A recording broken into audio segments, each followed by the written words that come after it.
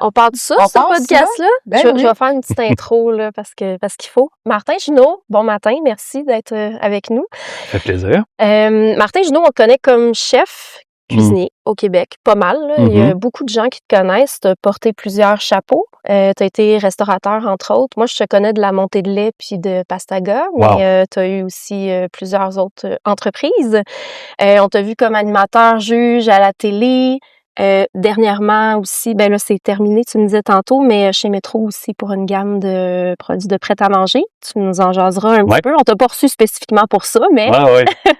Puis, en fait, on te reçoit parce qu'on veut parler de ton nouveau projet de caviste, puis de la place qu'occupe le vin, en fait, dans ta carrière de chef et plus. Ben oui. Ben, c'est parfait. On a 2-3 heures de tout ça. On a plein de temps, absolument. Mais est-ce que ça tente de nous faire un petit recap de ta carrière? Parce que tu as fait plusieurs choses. Je regardais ça, puis... C'est impressionnant, ton parcours, vraiment, là. Ouais, je suis... tu sais, j'ai compris rapidement que dans ce domaine-là, il fallait travailler fort, tu sais. Puis je vis encore du travail que j'ai donné à une certaine époque. Fait que oui, tu sais, moi, je me considère comme un grand-papa de la restauration, là. J'ai quand même un jeune grand-papa, là. On pourrait dire que oui, mais la restauration nous vieillit plus rapidement que les cheveux blancs. Moi, je suis presque une grand-mère de la restauration, là. C'est vrai, t'es rendue là. Mais regarde, je voulais pas parler de l'âge nécessairement, mais tu sais, effectivement, c'est que j'ai connu plusieurs générations de restaurateurs. Puis tu sais, moi, j'ai commencé, donc, découvert la cuisine par hasard. Ma mère est infirmière, travaillait dans un hôpital. Puis moi, pendant une année sabbatique où je savais pas trop ce que j'allais faire, je me suis trouvé une job. Donc, elle m'a fait rentrer dans cet hôpital-là. Puis j'ai travaillé en entretien ménager, à la buanderie, puis à la plonge de la cuisine, donc de cet établissement-là. Puis, tu sais, je côtoyais plein de gens névrosés, tu sais, du médecin au préposé aux bénéficiaires. Tout le monde avait l'air de broyer. Les cuisiniers avaient du fun dans la cuisine. Puis eux autres, c'est les seuls que je trouvais qui avaient l'air d'avoir du fun. Je suis comme, ben, crime, pourquoi pas, tu sais. Voyons voir qu'est-ce que ça peut m'amener. Fait que je suis allé faire mon cours de cuisine, puis en continuant à travailler là, c'était ma job d'étudiant. Puis la directrice de l'hôpital, de la cuisine, du moins de l'hôpital, m'a dit, ça te tente de travailler en cuisine pendant que tu fais tes études? Puis j'étais comme, ben oui. Fait que tu sais, je fais comme payer 25$ de l'heure. Ça veut dire ta job la plus payante pour un long moment. Oui, parce que 25$ dans le temps, c'était dans le temps. Non, mais c'est... 1998, là. Mais même encore, là, c'est quand même pas pire. Non, c'était une super bonne job. Puis effectivement, ça m'a pris un bout avant d'être payé autant qu'à ce moment-là. Puis, tu sais, avec le temps, ben j'ai travaillé aussi, j'ai fait mon cours à l'ITHQ.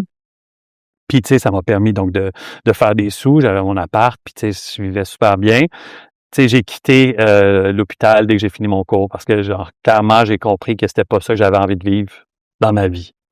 Fait que, tu sais, ça permet de voyager aussi. Fait que j'ai travaillé à Montréal, puis rapidement, je suis allé habiter à Vancouver parce qu'il y avait un restaurant qui m'intéressait là-bas. C'était le meilleur restaurant au Canada à l'époque. Cool. Début 2000, c'était le restaurant Lumière. Ah ouais. Ah oui. Rob Feeney. Puis là-bas, c'était extraordinaire. Tu sais, c'était... La carte, là, en fait, c'était juste des menus de dégustation. Fait que tu choisissais ton menu de dégustation parmi 4 choix. Fait que, tu sais, il y avait 3 menus à 7 services, dont un végétarien, un axé sur les seafoods, puis l'autre viande. Puis l'autre, c'est un grand menu. Ah oui, quand même. C'est en quelle année, ça? 2000. 2000, OK. Ouais. Puis, j'ai travaillé là, puis j'avais déjà prévu de revenir à Montréal pour mon cours de cuisine dite supérieure, là, tu sais, je sais pas à quel point c'était supérieur, finalement, que tu recrutes, mais fait que j'ai lâché cette job-là, mais j'aurais dû rester là. Je pense que j'aurais progressé encore plus. C'était plus formateur là-bas que... Ben oui. Je travaillais avec C'était à l'ITHQ que tu as fait, ces formations supérieures en cuisine, dans le fond? Puis, tu sais, ce qui était le fun avec ce cours-là, c'est que ça venait avec un stage en France. Fait que, tu sais, à la limite, j'ai pas été complètement perdant. Fait que j'étais allé faire un stage en France. Puis, tu sais, pendant mon cours, j'ai travaillé dans plein de places aussi. Fait que, tu sais, j'ai comme une longue historique, là. Tu sais, travailler dans des restos, ils sont tous fermés. Je sais que je travaillais mettons, au Pistou, sur Mont-Royal. Ça, c'était avant Vancouver. Mais après ça, pendant mes cours, j'ai travaillé au Club des Pins. Qui est maintenant le Juni. Ah oui. Sur Laurier. OK. Le Club des Pins, c'était le restaurant qui a fait connaître Martin Picard. Donc, moi, j'étais là avec les résidus de son équipe, mais tu sais, ça fait longtemps, là. Plein de places, les Caprices de Nicolas. Là, j'essaie de penser. La Bastide. Je sais pas si ça fait quelque chose. C'est tous des trucs qui ont été super marquants à certaines époques, mais tu sais, qui sont disparus de la map. Tu sais, on oublie vite, là. Oui. Ouais, ça va vite. Puis ça oui, bouge ça va beaucoup vite. en restauration. Exact. Ouais. Fait qu'après ça, je suis allé, ma première job de sous-chef, c'est là que j'ai commencé à être sous-chef, c'était derrière les fagots à Laval avec Danny Saint-Pierre. C'est Ah Quand ouais. on était les chef deux. de Danny Saint-Pierre. Ouais. Mon Dieu, je savais pas. Ouais. Fait que là, les deux Oh, ensemble. ça devait être quelque chose. Ouais. On a vraiment rocké Laval là, à l'époque. Ah ouais. Ouais. C'était vraiment cool. Puis après ça, donc, c'est la montée de lait. C'est ma OK. première étape. Tu sais, j'ai commencé comme employé, puis rapidement, je suis devenu partenaire. Puis tu sais, ça a été une belle histoire, dans le sens où ça l'a aidé à me faire connaître. Mais tu sais, moi, je me suis vraiment ouvert les veines, là, tu sais, pour ma carrière à ce moment-là. Où est-ce qu'on t'est arrivé? Tu sais, t'en as parlé de la montée de lait. Donc, t'es déjà allé, toi? Je suis déjà allée. Laquelle? La première. La première? Ouais. Ouais. Tu vois, c'est J'avais pas, tu sais, je travaillais en cuisine, là. J'avais pas vraiment d'argent pour aller au restaurant, on va se le dire. Ouais. Fait que, ouais, j'étais allée une fois. Mais c'était pas si cher. Non, c'était pas si cher. Ouais. C'était pas si cher, mais tu sais, quand tu commences en cuisine, puis t'as un appart à payer et tout, c'est comme une grosse Ouais, affaire. c'est clair. Tu sais, j'étais allée avec des amis cuisiniers parce qu'on essayait de prendre plein de plats puis d'y goûter. C'était super bon. Ouais, vous avez aimé ça? Là. Ouais, oui. On a C'était vraiment adoré ça. À cette époque-là, je faisais, c'était comme un prix pour un menu. Tu choisissais ton nombre de, en fait, tu choisissais les plats que tu voulais. Tout était comme le même prix. Je sais pas si c'était à cette époque-là que t'es allé. Je me rappelle pas à ce point-là, là, mais je me souviens qu'on avait une super belle expérience. On avait vraiment aimé ça. Là. C'était 4 services pour 40$. Tu sais, puis Ah, tu pouvais prendre, ouais. Dieu, ça capoté, serait hein? plus, ça. Ouais, ça n'existe plus, Ouais, ça. non, c'est ça. Wow. Fait que t'es devenu partner Ouais. dans cette business-là. Exact. C'est comme ça que tu as commencé à faire tes armes un peu comme proprio. Exact. OK. Puis, tu sais, moi, j'avais réussi à mettre un peu de sous de côté, étonnamment. Ouais. Puis, là, c'est là que ça a été mon premier investissement, tu sais, d'envergure. Ouais. Puis, tu sais, à la montée de lait, on disait non à 450 personnes à chaque soir. Tu sais, c'était Oh, petit, là. wow! Il y avait Vous avez une combien de centaine temps? de places OK. assises. Puis, c'était super populaire, là, tu sais, vraiment, là. Donc, on s'est dit peut-être qu'on pourrait avoir un plus gros local. Donc, on a déménagé. Puis, tu sais, c'est ça, le déménagement. Ben, ça veut pas dire que la clientèle suit. Elle a suivi, mais ça a donné que c'était pendant une crise économique, genre en 2009, la seule année où il n'y a pas, puis peut-être que je me trompe dans les années, là, la seule année où il n'y a pas eu de Grand Prix à Montréal, puis on était dans le centre-ville pour la grosse montée. Ça a fait mal. Fait que oui, ça a fait mal. Fait que là, on est redevenu petit, on est revenu dans d'autres locaux, mais tu sais, il était déjà un peu trop tard pour ce partenariat-là, puis tu sais, bref. Vous êtes déménagé 2 fois? Ben oui, on a abandonné le gros local du centre-ville. À un moment donné, il a fallu qu'on fasse le choix, soit qu'on arrête, ou soit qu'on... Fait que c'est ça, c'est un long parcours, hein. C'est pour ça que je dis que je suis un grand-papa de la restauration. Ben oui, parfait. Puis ça s'arrête pas là. Non, ça s'arrête pas là, parce que là, rapidement, ben c'est ça, il y a eu le Pastaga qui est arrivé, qui a duré 11 ans.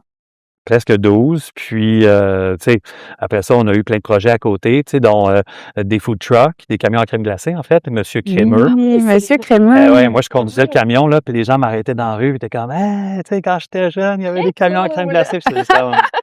C'est une bonne idée. Ça devrait marcher, hein? Oui, ça fonctionnait. Ben, tu sais, Monsieur Crémeux, tu sais, les food trucks, ben, c'est synonyme de rassemblement. Fait que qu'est-ce qui a été mis fin au rassemblement? Ben, ça a été la pandémie. Tu sais, fait à ce moment-là, ça a été le début de la fin. Ça a bousculé beaucoup de choses. Ouais. Puis c'est ça, avec le Pastaga, on avait son petit frère. À un moment donné, on a ouvert, tu sais, autant le Pastaga, c'était comme le restaurant, c'est l'autre gamme. Autant on a voulu quelque chose de plus laid back. Fait qu'on a ouvert un des premiers cavistes à Montréal, le Cul-Sec, donc sur Beaubien. Il n'y a pas eu le bouchonné aussi? C'était pas toi? Oui, le bouchonné, c'était nous autres, mais avec l'époque de la montée. Fait que, tu sais, j'ai sauté quelques étapes. Oui, parce que sinon, ça serait long. On avait un vrai 2 à 3 heures. C'était marquant, le bouchonné. J'ai vraiment aimé ça. J'y allais très souvent. C'était comme, moi, ton chop liver, là, je commandais ça chaque fois. J'aimais tellement ça. C'était comme, ouais. J'en faisais au bouchonné. T'en faisais avec des chips de bagel. Parce que j'en faisais au Pastaga aussi. Fait que peut-être que j'ai commencé à en faire au bouchonné, mais là, c'est devenu un plat assez classique. Je suis certaine que t'en faisais parce que c'est ça que je commandais. J'y allais. C'était délicieux. Ah, wow. Ben oui, c'est des hommages à la culture gastronomique juive de Montréal. Là, je trouve ça cool de pouvoir aussi explorer ça, puis s'amuser avec ces codes-là. Mais donc, oui, après ça, donc la pandémie a mis fin au Cul-Sec. À Crémeux, puis on avait une petite épicerie de quartier, le Petit Coin. Fait tout ça. Ouais, moi, je suis pas allée dans tes autres restos, là, mais j'allais à ton dépanneur. Ah ouais? Ouais, parce que je travaillais pas très loin sur Beaubien. C'est donc bien drôle, ça. Ouais. Je trouvais ça malade, ce dépanneur-là. Mais c'est Louis-Philippe, mon partenaire, tu sais, qui a été dans tous mes projets. C'est lui qui s'en occupait. Tu sais, il fallait se diviser à un moment donné, là. On peut pas être partout. en même temps. On réalise ça. On réalise ça, ouais. C'est cool. C'est pour ça que c'est le fun d'avoir un partner sur qui tu peux compter aussi. Là. Exact. La confiance est importante, mais une fois qu'elle est là, tu sais, je pense que c'est la plus belle des choses. Avec Louis-Philippe Breton, c'est ça? Exact. Vous êtes partner depuis... La majorité de tes projets, c'est avec lui? Oui. Comment vous êtes rencontrés? Du moins, la période Pastaga. Puis même, excuse-moi, ta question, c'était où est-ce qu'on s'est rencontrés? Ouais. C'était au Pistou, en 1999. Moi, je sortais de l'école, puis Louis, il était à l'école aussi. Puis on a travaillé ensemble là-bas, puis on s'est super bien entendus dès le départ. On est devenus des super bons amis. On est restés en contact. Tu sais, puis lui, c'est un gars qui est beaucoup allé travailler en France. Puis à chaque fois qu'il revenait à Montréal, mais tu sais, c'est comme moi, je développais mon réseau. Vous savez, c'est quoi? C'est important aussi, les réseaux. Fait que moi, je développais mon réseau à Montréal, puis lui, il travaillait beaucoup en France. Fait que à chaque fois qu'il revenait, je le faisais rentrer où j'étais à ce moment-là. Fait qu'on s'est toujours un peu suivis. Mais sa présence me permettait, moi, de passer à autre chose aussi, là, tu sais, de pas laisser la personne avec qui j'étais dans marde, dans le guillemets, puis moi, je pouvais continuer mes affaires, puis Louis, ben, il cherchait un job. T'sais. Il y a un background de chef, lui aussi, là, dans le fond, c'est ça. Exact. Ça. Louis, il a été chef, entre autres, là, au Pullman. Ah oui? Ouais. Et dans la microscopique cuisine du Pullman. Exact, avec ses grille-pains, ses faux grille-pains, là, lui, il faisait ses huîtres Rockefeller au grille-pain. Un projet qui existe encore, mais qui a pris plein de directions, Valier, dans le Vieux-Montréal. Ouais. Puis, il y a eu le Diner. C'était dans le local du Chien Fumant. C'était un truc... avant le Chien Fumant. Ben, avant. C'est encore ouvert. Exact. Fait que c'est ça, Louis, puis nous, on s'est connus, donc on est devenus amis. Puis à un moment donné, on habitait chacun de notre bord en appart. On était des jeunes célibataires dans vingtaine. Puis il était comme, mais pourquoi on paye chacun un loyer, chacun de notre bord? Pourquoi on déménage pas ensemble et qu'on n'achète pas quelque chose, tu sais? Puis ça, c'était comme, sur le coup, je fais, ben oui, bonne idée, tu sais. Mais ça a été le meilleur move financier que j'ai fait de ma vie. C'est-à-dire, là, on avait une hypothèque. Avec cette hypothèque-là, on a pu se payer une autre place. Puis en vendant, ultimement, tout ça, on a pu ouvrir le Pastaga, puis donc habiter dans notre portefeuille. Tu sais, ultimement, c'est un peu ça. Là. C'est comme ça que tu as réussi à partir plein d'affaires. Oui. Ben, c'est cool. C'est niaiseux, hein? C'est juste un coup de chance, moi. Tu sais, j'aurais pas pensé à faire ça tout seul. Puis avec Louis-Philippe, on se complète vraiment bien. Puis donc ça, c'était ça. C'est une belle histoire de partenariat, en fait, là, tout ce temps-là, qui a pris fin avec la fin du Pastaga. Puis le Pastaga, c'est à la fin du bail qu'on a décidé seulement de ne pas renouveler. OK. C'est des gens qui travaillaient pour toi qui ont repris. Oui, exact, qui ont fait le Jaja, qui a été ouvert pendant 2 ans et demi. Mais tu sais, c'est ça, ils ont fait toutes les erreurs. Moi, nous, en tant que, tu sais, moi, je suis parent, tu sais, j'ai 3 filles. Là. En tant que parent, tu sais, tu veux pas que tes enfants fassent les mêmes erreurs que toi. Mais tes enfants doivent les faire, ces erreurs-là, pour leur parcours, tu sais. Fait que je pense qu'en tant qu'enfant, volontairement, tu sais, tu fais exprès de ne pas écouter tes parents nécessairement, mais eux autres, ils ont fait exprès de ne pas écouter mes suggestions puis mes conseils pour être en affaires. Puis, ben, c'est ça. Est-ce que tu voulais à la base que ça reste le Pastaga quand tu as fait la passation? Est-ce que tu aurais aimé ça que ça garde le même nom, mettons? Ou c'est-tu eux qui ont décidé ou toi, tu as dit non, changez de nom, faites votre truc? On les a pas forcés à changer de nom. On leur a offert, tu sais. Admettons que tu achètes, je vous lance une question, là. Tu achètes le pied de cochon, là. Ouais. Est-ce que là, le lendemain, tu changes le nom puis ça devient la queue de bœuf? Tu sais? Non, si tu achètes le pied de cochon, c'est pour le garde. Ben, c'est parce que c'est ça, c'est comme, c'est un resto, tu sais, le Pastaga, c'est devenu une institution. C'est pas comme si tu achetais un resto ça fait 6 mois qu'il est ouvert, ben, lâche le nom, c'est pas grave, mais j'aurais pensé que les gens auraient voulu surfer un peu sur la notoriété, puis d'autant plus qu'ils travaillaient avec toi, donc j'imagine que leur signature dans les plats et tout, ça devait se ressembler. Absolument. En tout cas. On cuisine pareil avec Francis, là, mais il a voulu appeler ça Jaja. Il tenait à ça. Mais tu sais, il aurait pu faire Pastaga. Tu sais, en dessous, c'était écrit Vin Nature Restaurant. Il aurait pu écrire Jaja et Restaurant. Tu sais, il aurait pu garder Pastaga puis intégrer son nom. Mais leur nom était plus important que ce qu'on avait bâti. Clairement, c'est la seule chose qu'on peut tirer comme conclusion, là. Puis comment on vit ça? Tu sais, tu as eu quand même pas mal de restos, puis beaucoup qui ont fermé aussi, tu as réouvert des trucs. Comment on vit ça, une fin d'aventure, une fin de restaurant? Ouais, tu sais, j'ai envie de laisser mes cheveux puis ma face parler, là, tu sais, au lieu de répondre, là. Non, mais c'est vrai, c'est tough, là. Ça doit. Tout est tough. Il y en a qui se passent mieux que d'autres. Le Pastaga, on était rendu là. Tu sais, ça ne nous tentait plus d'avoir affaire avec ce propriétaire-là. C'est un propriétaire de l'immeuble. Puis on était plus capable, puis on avait passé à travers la pandémie. Ouais, c'est ça qui a dû être tough, là. Mais déjà. oui, c'était tough, puis ça a été tough pour tout le monde, je le sais, là, tu sais, pas juste en restauration, mais nous, c'est que ça, tu sais, Montréal, c'est quand même une ville de nouveautés, là, tu sais, tout le monde est à la recherche de la saveur du moment. Puis nous, on n'était clairement plus les jeunes premiers, là, tu sais. Oh. Mais la pandémie nous a remis rapidement à la mode parce que le fait qu'on importe du vin, puis ça, c'est un autre des trucs qu'on a fait ensemble, le fait qu'on importe du vin, moi, j'étais en contact avec plein de vignerons italiens, entre autres, fait on dirait que je le sentais, qu'est-ce qui s'en venait, tu sais, puis j'ai vu ce qui s'était passé en Italie, non seulement dans les médias, mais en parlant avec nos vignerons italiens, puis j'étais comme, qu'est-ce qu'on va faire quand ça va arriver ici, tu sais, avec Louis-Philippe et toute l'équipe, là, tu sais, qu'est-ce qu'on fait? Oui. Puis, tu sais, il n'y avait aucune idée de quoi je parlais. J'étais comme, la COVID, guys. Puis tout le monde lisait, tout le monde s'informait, mais on dirait que c'était pas encore assimilé. Fait que Ouais, c'est très loin. Ça venait pas ici, là. Ouais, puis je pense qu'on fermait les yeux aussi, là. Tu sais, ça peut pas arriver ici. Ou... Exact. C'est tout de l'inconnu, là. Quelque chose comme ça. Fait exact. Ouais, c'est ça. Reste dans les médias, mais ça va pas nous toucher. Exact. Non, c'est ça. Mais en voyant, en constatant ce qui se passait en Europe, tu sais, on a été prêts. Donc, le jour 1 du confinement, nous autres, on a déjà un menu take-out, on a déjà notre côté caviste, on avait un fonctionnement, puis on était ready to go. Puis, tu sais, veux pas, ça attire l'attention des médias, entre autres. Fait qu'on était partout, tout le temps. Fait que ça nous a remis au goût du jour. Donc, aussi, c'était une autre bonne décision. Ben oui.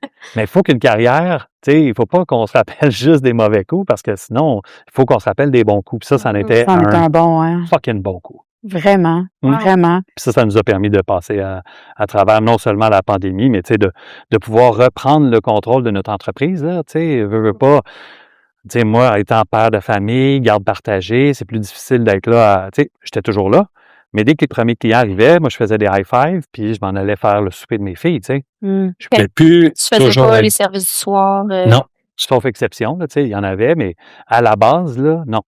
Puis je considérais que c'était plus nécessairement mon rôle, tu sais. Moi, c'était de m'assurer qu'on se rende jusqu'à temps qu'il y ait des clients, puis que tout se passe bien. Puis après ça, la marge d'erreur était plus mince. OK. Fait que est-ce que ça a été le cas pour tous tes restos aussi? T'es là au début vraiment pour comme établir la vision, t'assurer que ça roule, puis après, tu te détaches un peu, tu laisses le contrôle à d'autres gens? Ben, ça, c'est rendu, tu sais, la montée de lait, j'étais là tout le temps. Tout le temps. Comme, tout le temps. T'étais plus jeune aussi. Ouais. Ouais. Puis le pastaga, ben, c'est ça. C'est un rendu là dans ma vie, tu sais. Je dis n'importe quoi, mais mettons, fin trentaine, début quarantaine, à un moment donné, tu sais, veux pas, là, tous les employés ont tout le temps 22 ans. Ils rentrent, ils ont 22 ans, ils démissionnent, ils ont encore 22 ans. Celui-là d'après, il arrive, il a 22 ans. Puis, tu sais, tu te retrouves toujours, toi, tu vieillis, mais tu as toujours du monde de 22 ans avec toi, tu sais. Puis, là, à un moment donné, tu sais, puis les champs d'intérêt, ça, c'est pas un problème. Tu sais, je pense qu'on est capable de bien s'entendre sur le fait, on travaille ensemble, il risque d'avoir des clashs, mais tu sais, le but, c'est de s'adapter aussi, là, tu sais. Mais la vérité, c'est que t'es plus autant en forme, là. Tu sais, quand tu arrives à 40 ans versus un jeune, là, hey, moi, je cours 5 km, je suis mort, lui, il fait le marathon, il n'y a pas de problème, tu sais. Fait qu'à la fin de la soirée, genre, moi, j'étais rendu cassé, là. On fait un beat de cuisine, tu sais, faire des 16 heures à tous les jours, puis tu sais, un moment donné, t'as mal au dos, là, t'as mal aux pieds, t'es comme, voyons, j'ai jamais eu mal avant, mais là, c'est, Ça commence comme ça, puis ça finit, t'as mal partout, tu sais. Oui, c'est ça. Tu te lèves, t'as l'impression d'avoir 108 ans, ça te prend une période d'adaptation quand tu te réveilles. Tu connais ça, hein, Marie? Ben, pour ça, je disais que je voulais laisser parler ma face et mes cheveux, tu sais. Ben oui. C'est comme ça que je me sens en ce moment. Ouais. Marie, elle a un cheveu blanc. On le voit pas, là. On le voit pas. Ah ben, mon Dieu. Mais Je lève mon cheveu blanc, je vais pas l'enlever. Il est où? Elle est contente. Je pense pas, là. Mais le corps, par exemple, il parle.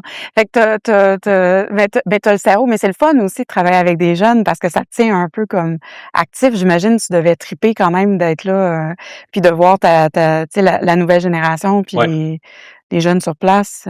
Comment tu te détaches? Comment tu as réussi à... Tu sais, le corps, oui, tu disais que tu le sentais, puis il fallait que tu prennes un peu de recul, mais concrètement, comment tu le vis, ça, ce moment-là où tu réalises que t'es peut-être plus capable? Ah, ben, je suis super en paix avec ça, mais c'est pas vrai, tu sais. Parce que quand j'étais au resto, j'étais comme, il faudrait que je sois plus avec ma famille. Puis quand j'étais avec ma famille, je disais, il faudrait que je sois plus au resto, tu sais. Fait que la vérité, c'est que j'étais un peu déchiré. Mais tu sais, c'est qu'à un moment donné, t'as pas le choix, là. Tu sais, c'est ça la vérité aussi. Oui.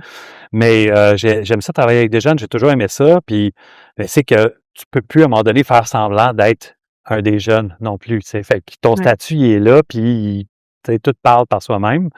Mais moi, je considère que ça m'a aidé, là, tu sais, puis j'en ai fait des erreurs, tu sais, de discussion, puis de clash de culture, tu sais, puis des choses qu'on disait auparavant qu'on peut plus dire, mais tu sais, ça, tu l'apprends sur le tas. Puis je considère que moi, j'ai été super ouvert à accueillir cette génération-là, puis à m'adapter à ce qu'ils veulent.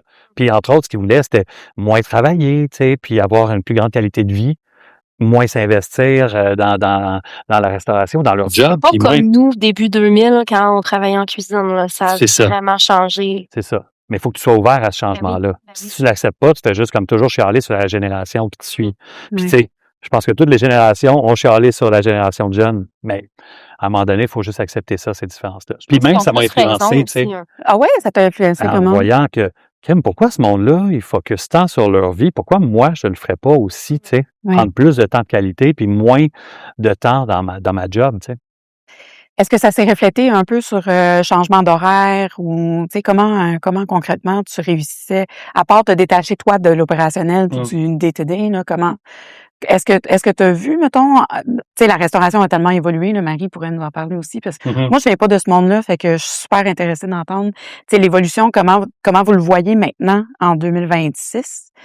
Tu sais, versus 2000, début 2000, tu sais, comme, puis tout change, tout bouge, tout évolue tellement vite, mais. Ouais. Ben, c'est dur de résumer tout ça, là, tu sais, mais c'est des époques, je pense, tu sais.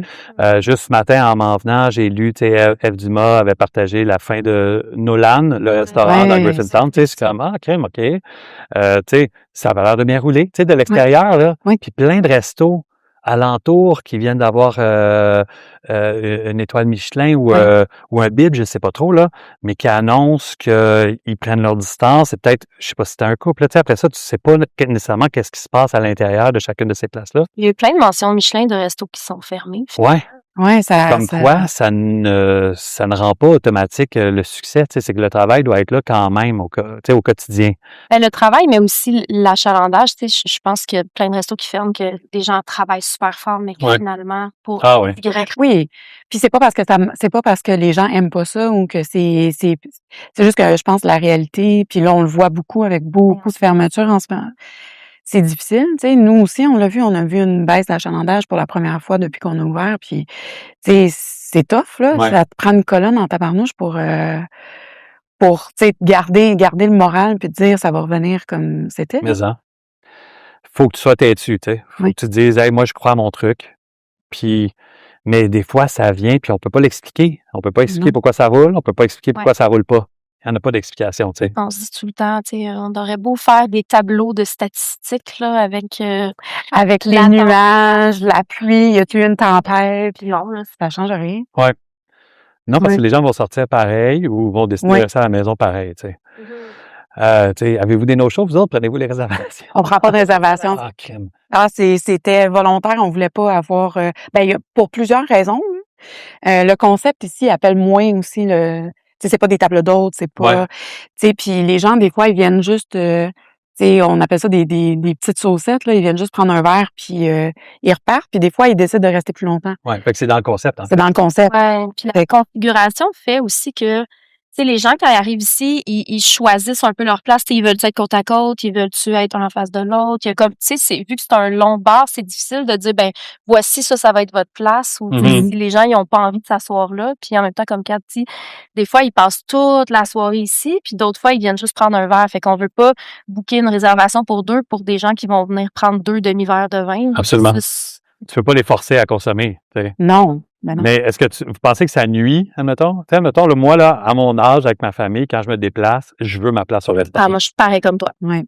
Mais malgré tout, vous avez une place sans réservation. Ouais. En fait, nous, on a comme une bonne approche, je pense, pour gérer l'attente parce que ben là, pas en ce moment. En ce moment, on demanderait à avoir plus de ces moments, de ces soirées de gestion d'attente. Mais on a eu beaucoup, beaucoup de soirées où c'était plein, puis il y avait même du monde qui attendait dehors. Puis, mais on sert du vin. Fait que c'est ça la beauté de la chose, c'est comme on sert plein de vin au verre. Le monde attend, on a comme un spot plante, on a un spot chips sur notre caisse, on a comme rajouté des tables qui n'étaient pas des places, là. qui n'existent pas. Fait que le monde attend, mais on leur sert du vin. Puis ça a super bien, ça va super bien cette gestion-là. Nous, c'est plus complexe au niveau du service, mais on l'a bien géré. Mais les gens, au moins, ils sentent pas qu'ils attendent trop longtemps. Puis comme il y a beaucoup de monde qui viennent aussi juste pour prendre un verre, puis qui viennent pas souper nécessairement pour, ils viennent pas prendre entrée, ils vont pas faire comme 3 services, mettons. Mais là, on a un roulement quand même qui se passe. Fait que les gens attendent, mais ils boivent un verre. Fait que c'est plus agréable. Je pense que ça nous a sauvé beaucoup parce que au début, j'avoue que on le sentait que les gens à Saint-Lambert avaient besoin d'une place pour prendre un verre. Il y a pas de concept de bar à Saint-Lambert. Fait que quand on est arrivé avec l'idée de buvette / bar à vin, ben là, on a attiré beaucoup de monde. Il y avait un pub, mais puis là, ils viennent de fermer. Ça, c'est une grande tristesse, là. Il y a des places aussi dans le coin ici qui ferment. Puis ça, c'est rough aussi de voir ça dans un petit village comme ça. Ça fait mal. Mais non, on a bien géré, je pense, l'attente. Fait que ça va bien. Mais moi, perso, je suis comme toi, j'aime ça réserver quand je vais quelque part. Comme ça, je m'assure de... Ben, c'est que faire la route, tu stationnes, tu sors toute la marmaille, tu t'arrives, puis t'es comme, faut qu'on attende une heure, ou c'est complet, ou t'es comme... C'est rough, hein? Ben oui, c'est clair. Essaye d'éviter cette situation-là, Bref. Mais là, avec tout ce qui se passe, tu décides quand même d'ouvrir des nouveaux projets. Comment? Pourquoi? Pas certaine de ta face. On essaie de la lire, là. On parlait du PSEC tantôt, puis on a vendu le fonds de commerce à Jack de Glou, puis un partenaire à lui, qui ont ouvert le Vinorama, qui ont payé pendant 4 ans, presque 5 ans. Puis, tu sais, Louis-Philippe, qui est pas loin, en fait, à un moment donné, allait chercher du café à côté chez Moustache, tu sais. Puis, donc, Paul, qu'on connaît très bien de chez Moustache, était comme, allez-vous reprendre le Vinorama, tu sais? Puis lui, il était comme, il est à vendre? Ouais. Fait que là, en sortant de là, il m'appelle, on le prend-tu? Oui. Dans l'après-midi, on contactait Yann, puis le soir, c'était réglé, tu sais. C'est vraiment un coup de tête, là, tu sais. Puis c'est ça. Là, en ce moment, ça fait 1 mois et demi. Puis là, on sait toujours pas, tu sais, on ouvre 3 jours semaine, mais tu sais, on dirait qu'on n'a pas vraiment... D'habitude, on arrive, puis on sait qu'est-ce qu'on veut faire, on sait comment on veut le faire. Mais là, ça s'est fait vite. Puis là, ça se fait à l'envers, mais ça s'est fait rapidement aussi, là, tu sais. Fait que... Puis là, on est comme des ninjas, là, tu sais, on arrive, puis il n'y a plus personne qui nous voit venir, tu sais. Le nom. Le nom est resté, c'était le working title, tu sais, qui était là pendant 2 heures, là, tu sais, puis on fait comme, crime, on appelle ça le caviste ninja, c'est rigolo, tu sais. Puis là, on a ouvert, puis nous, ça nous donne l'opportunité de passer notre vin, veut pas, parce qu'on est une agence d'importation. Fait que, tu sais, l'idée, c'est d'avoir un pignon sur rue, tu sais, puis d'être capable de dire, voici avec qui on travaille, voici nos amis, tu sais. Donc, en ce moment, il y a pas mal de vins de Ward et associés aussi. Parce que j'étais un des associés du départ. Oui, on a appris ça dans les recherches qu'on a faites. Vous avez bien fait vos recherches. Oui, moi, j'étais surprise. J'ai toujours pensé que c'était comme... Ben, je sais qu'il y avait Carl Champagne. Oui. Carl est arrivé après. Je suis tout emmêlée parce qu'on l'appelait Charles Campagne. Fait que là, je me suis dit, faut que je dise la bonne affaire. Mais... Tellement un bon nom. Ça y va mieux, je trouve. Oui, mais ça. Mais il y a Dave aussi qui était avec toi au Papaga, mais juste comme. David, qui est un de mes meilleurs amis, là. Dans la vie, ça fait des années qu'on se connaît. Puis lui, il est avec Alex Boilly à la salle à manger. C'est pas ça vous dit quelque chose? C'est là qu'elle a connu la gang. Ma deuxième maison parce que, Jean-Seb Carcasse. Oui. Tu dois connaître, c'est un de mes meilleurs amis. Fait que, bonjour. J'étais tout le temps là. Tu vois, autant Charles Campagne, c'était un bon nom, autant Carcasse, ça vient chercher... Oui, mais moi, je trouve ça drôle parce que moi, je l'ai connu bien avant ça. Fait que pour moi, c'est mon petit Jean-Seb. C'est comme mon petit frère, tu sais. Fait que les gens qui l'appellent Carcasse, oui, ça fit, mais pour moi, c'est pas... Moi, je le vois tellement gentil. Il nous a donné un gros coup de main ici quand on a ouvert. Puis moi, on dirait Carcasse, comme ça me semble, ça fait pas. Il est tellement sweet. On dirait qu'il y a comme. Bon, on est tous. Mais après, OK, mais Marie, après. Mais ça fait 2 fois qu'on parle de Carcasse dans nos podcasts. Crème puff. C'est parce qu'on l'aime. Voilà. En tout cas, bref. Qu'est-ce qu'on disait? Oui, Alex Boilly, puis David. Puis donc, il faisait ça, mais genre, c'était vraiment broche à foin, tu sais. Fait que je l'aurais proposé. Moi, j'allais chercher des caisses dans le. Alex habitait sur le plateau, puis il y avait un garage. Là, partageons notre vin. Oui, c'est ça. J'allais chercher ça chez eux. Je trouvais ça vraiment hot. C'est le début de mon amour pour les vins nature, la salle à manger, en fait, là. Exact. Ouais. Puis toi, t'es aidé à structurer ça? Ben non, mais structuré. Pas vraiment, mais tu sais, je leur ai proposé. Pourquoi on se met pas ensemble? J'ai des contacts, parce qu'on en faisait aussi avec avec la montée de lait. Mais donc, let's go, on peut rebâtir ça, on trouve un autre nom, on devient plus solide. Tu sais, moi, j'ai fourni les premières lettres de garantie bancaire. Ma grande tante avait des sous, elle m'a passé du cash sans intérêt. Fait qu'on avait notre première lettre de garantie bancaire. Vraiment? Ben, oui, tu pourras leur dire la prochaine fois que t'es froid. On le voit demain, d'ailleurs. Après, ouais, ben, vous direz bonjour, ben lui aussi, Alex. Avec plaisir. Je suis allé passer, puis là, ça a l'air glorieux, mais ça l'est pas pantoute, mais je suis allé passer le week-end en France, en fait, pour faire les salons de la Loire. Fait que je suis parti jeudi. Jeudi dernier, puis je suis revenu lundi. Donc, je suis allé, moi, voir, tu sais, à peu près 80% des vignerons avec qui on travaille, puis j'ai croisé Alex là-bas, donc, à Angers. Puis, tu sais, elle a super bien, là, c'est vraiment cool, mais tu sais, c'est ça, moi, ça a fini un peu brusquement. Moi, j'aurais continué, mais tu sais, je me suis fait comme un peu racheté de force, genre. Ah! Mais tu sais, là, je passe à autre chose, là, évidemment. Mais tu sais, avec ça, moi, c'est pas une question d'argent, là, tu sais. J'ai jamais fait ça pour les sous, là. Apporter du vin, là. Tu faisais ça pourquoi? Pour le fun, tu sais. Pour le vraiment fun. pour pouvoir en avoir du vin qui me correspond, pour aider à faire connaître le vin nature, tu Comment sais. ça a commencé, ça? Parce que tu étais en cuisine. Fait que, tu sais, nécessairement, quand on travaille en cuisine, on est en contact avec du vin et de la bière, mais tu sais, c'est surtout, ben, en tout cas, dans le temps que j'étais en cuisine, c'était surtout de la biire qu'on buvait en cuisine. Ça coûte moins cher, là. Puis c'est désaltérant, là. Tu sais, quand t'as chaud. Quand t'as chaud, ça fait du bien. Ouais, un verre de rouge, ça te fait Rarement. Ouais. C'est ça. Mais c'est ça, moi, tu sais, oui, contact avec le vin tout le temps. Tu sais, puis même derrière les fagots, là, c'était un repère de grands sommeliers, là, tous ceux qui font les concours du meilleur au monde, meilleur au Canada, meilleur en Amérique. Ben, j'avais accès à plein de choses, puis il n'y avait rien qui me touchait, tu sais. J'étais comme, OK, ouais, c'est du vin. C'était plus le classique derrière les Très classique. Okay. Très classique. Puis, à un moment donné, à la montée de lait, il y a un gars qui est importateur qui est venu faire goûter du vin, puis je me suis trouvé à déguster ça. C'était Éric Ferling de Langlore. Puis, j'ai fait comme... Puis là, mon corps a réagi, tu sais. Puis là, vraiment, je l'ai senti en dedans, puis j'étais comme, qu'est-ce qui se passe? C'est la première fois que j'ai cette réaction-là. Ah, ouais! Puis, j'étais pas capable de l'expliquer, mais j'ai fait comme, j'aime donc bien ça, tu sais. Ça venait me chercher, tu sais. Ça fermentait encore, c'était tout croche, tu sais. Puis je savais même pas à quel point c'était bourré de défauts, là, à l'époque, tu sais. Puis Éric Ferling, vous le connaissez? Langlore? Non. On n'a pas ici? On n'en a pas? Non, il va en falloir. Okay. Est-ce que tu l'as pas? Non, c'est pas moi, c'est Jack. Ah, ben, OK, on va aller voir Jack. C'est limité. Puis, tu sais, genre, c'est super en demande. C'est comme, il faut être chanceux. OK. Mais vous avez acheté pas mal de trucs à l'époque où on était ensemble. Oui, peut-être que la porte va s'ouvrir. Fait que c'était tout croche parce que c'était dans les tout débuts. Dans les tout débuts, ce gars-là apprenait à faire du vin, il maîtrisait pas tout à fait les fermentations, mais sauf que ça m'a donné des émotions, tu sais. C'était surtout ça. Puis il y a un autre gars qui s'appelle Olivier Lemasson, qui est décédé, qui s'est suicidé, comme plusieurs autres vignerons, qui trouvent ça vraiment très difficile.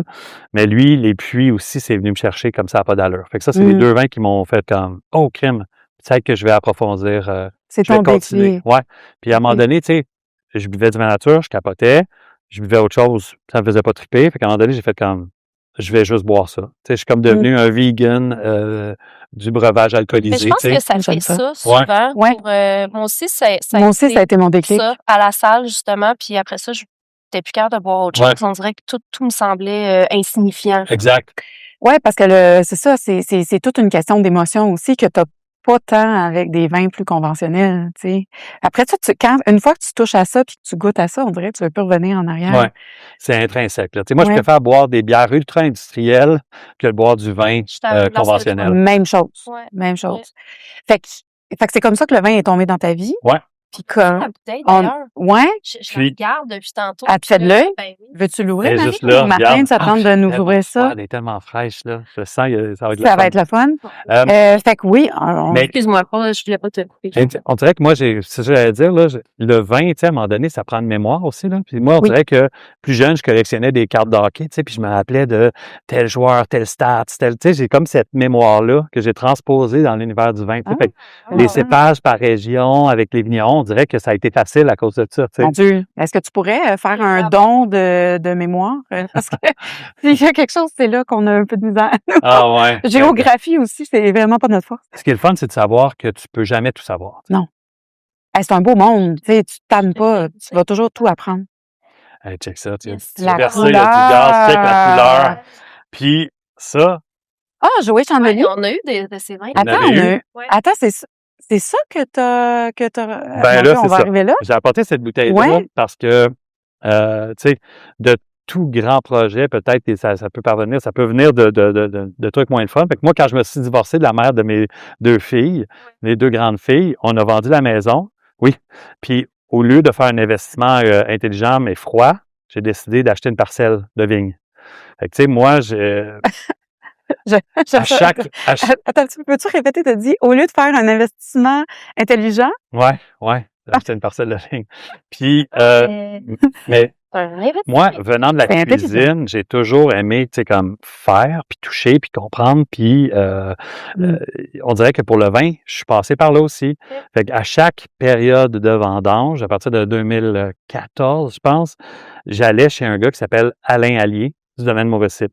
Fait que j'allais là, puis j'allais travailler pour lui gratuitement, mais en même temps, ça me permettait de, tu sais, goûter au raisin qui fermente, voir c'est quoi les semi-carbos, presser le raisin, voir le jus, tu sais, puis donc j'ai fait 6 vinifications avec lui.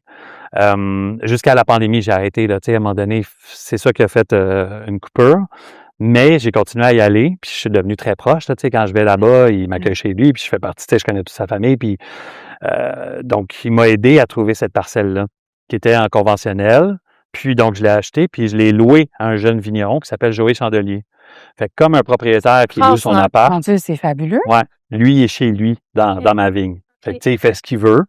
Mais tu sais, il le fait de façon ultra pure, là, de toute façon. Tu sais, fait que lui, il fait passer cette parcelle-là d'agriculture conventionnelle en bio, qui n'a pas de certificat ni rien, mais au moins la vie est reprise dans cette vigne-là. Fait que c'est un 2 hectares, presque 2 hectares, donc dans le Gard. Ben, c'est donc. Mais mon Dieu, mais on a eu quelques-uns de ces vins. Ouais? Oui. Pas lui. Non, Pas lui. Mais il y a un autre visuel pour ces autres étiquettes, Joey. Puis c'est des étiquettes qui sont un peu plus, tu sais, hey, je veux le dire, C'est là, plus sont classique, plates. là. Ouais, ils sont classiques. Mais un peu à son image. Ah oui? Il est super discret, tu sais, il fait ses affaires. Mais ça fait du bien, par exemple, cette étiquette-là, Oui, parce que on avait un blanc de noir. Ah oui, c'était bon quand même, ça. C'était très bon, mais à chaque fois que je prenais la bouteille, j'étais comme... Quand t'es pas inspiré par le visuel, Ouais. tu sais, c'est ça qui arrive, là. Oui, tu sais qu'est-ce que ça goûte en dedans, mais tu sais, si, à la base, tu trouves la même chose belle que le vigneron, puisqu'il l'a mis sur sa bouteille, il doit trouver ça beau, tu te rejoins là. Oui. C'est ça le premier lien, je pense, avec le vin puis le vigneron. Mais là, ça fait du sens si ça ressemble un peu à sa personnalité aussi. Ouais. Mais attends, ça veut dire que t'as acheté quand, cette parcelle-là? Ah, j'ai acheté, c'est drôle parce que j'ai regardé le bail qu'on a signé. C'est en 2019, février 2019 qu'on a signé le bail. Ah, ça fait quand même un petit bout, là. Ouais. Qu'est-ce que tu sais quoi tes projets avec cette parcelle-là? Est-ce que tu vas devenir vigneron? Ouais. Est-ce que tu... C'était ça le but, là. Non, mais tu sais. C'était? Mais non, mais c'est facile à dire. Tu sais, c'est une belle idée. C'est un beau rêve. Oui. Mais comment on make it happen? Tu sais, c'est ça qui arrive. Mais surtout en étant loin. Ouais, c'est ça. En ayant une famille, en ayant, tu sais, là, j'ai parlé des 2 grandes qui ont 16 et 13 ans, mais j'ai aussi Lucie qui a 4 ans, tu sais. C'est ça. Fait que, tu sais, c'est ça. Le tout, c'est l'équilibre. Mais tu sais, est-ce que je me dis, je vais prendre le relais? Est-ce que je paye quelqu'un pour traiter la vigne l'été? Ouais. Est-ce que je vais tailler l'hiver? Est-ce que je reviens pour les vinifs? Ou, tu sais, on dirait que ça avait pas pris forme. Tu sais, Val, ma blonde, elle a embarqué dans le projet. D'ailleurs, c'est la première fois que je parle autant sans parler de ma blonde, là. Tu sais, ah, ben, vas-y, lance-toi là. C'est exceptionnel, là. Non, mais c'est pas... Mais donc, Val, ça a fait triper au bout. Tu sais, elle vient souvent avec moi, puis à chaque fois, la dernière fois, elle m'a dit, sans que je la force, évidemment, là, elle dit, quand je suis dans le coin, j'ai l'impression d'être à la maison, tu sais. Oh, on est vraiment bien accueillis. La place, c'est super cool. C'est entre Nîmes et Montpellier. Donc, tu sais, il y a la proximité de la Méditerranée. Tu sais, on est à 20 minutes de la plage, là, quand même. Il y a quelque chose de le fun là-dedans aussi. Fait qu'en tout cas, bref, c'est des plans pour le futur, mais tu sais, le temps passe, fait que le futur est de moins en moins loin. Ouais. Puis là, on n'a pas fini On n'a pas fini avec le caviste? Projet, en fait. On a Non, vraiment bifurque. Ah, bifurque, mais c'est correct, Tout mais fait tout partie. est dans tout. Tout est dans tout. D'ailleurs, c'est vraiment très bon. J'ai pas goûté encore, mais ce nez est fabuleusement beau. C'est cool, hein? Puis c'est drôle parce que, tu sais, même tu sais, comme nos carrières, comme nos vies, il y a plein de phases. Puis là, il vient de pogner une phase vraiment le fun. On dirait qu'il y a un petit peu de gaz. On dirait qu'il s'est remis à fermenter, puis ça redonne une belle petite fraîcheur. Ouais. Puis, ben, si visuellement, il ressemble pas aux autres cuvées de Joey, c'est parce que pour cette cuvée-là, j'ai demandé à un ami de faire l'étiquette. Ah, OK. Fait que c'est un ami artiste, tu sais, qui a fait une espèce de vaisseau spatial écrasé sur, puis il y a un gars avec son taureau. Puis à côté de la parcelle, il y a un élevage de taureaux, tu sais, dans ce coin-là. Il y a Puis le vaisseau spatial, en fait, la forme que ça donne, c'est la parcelle elle-même. Donc, quand tu regardes sur Google Maps, c'est la forme de la parcelle. C'est bien cool. Puis, tu sais, comme c'est un corps étranger dans la Terre. Fait que moi, je suis un peu l'étranger. Bref, c'est comme il y a une belle réflexion derrière tout ça. C'est une belle idée. Je trouve ça cool. Très beau. Très bon. C'est vraiment délicieux. Merci. Est-ce que tu as collaboré avec Joey pour cette... Non. Non, je laisse faire sa job. Ouais, l'étiquette, je peux me le permettre. Puis je dis, man, franchement, les Québécois sont influencés par l'image. Énormément. Tu sais, je regarde vos bouteilles, genre, je l'ai dit tantôt, je veux tout boire. Parce que toutes les étiquettes, je les trouve, tu sais, colorées, charmantes, tu sais, ça m'allume. Puis, tu sais, c'est niaiseux, mais le verre transparent aussi, je trouve que ça peut aider.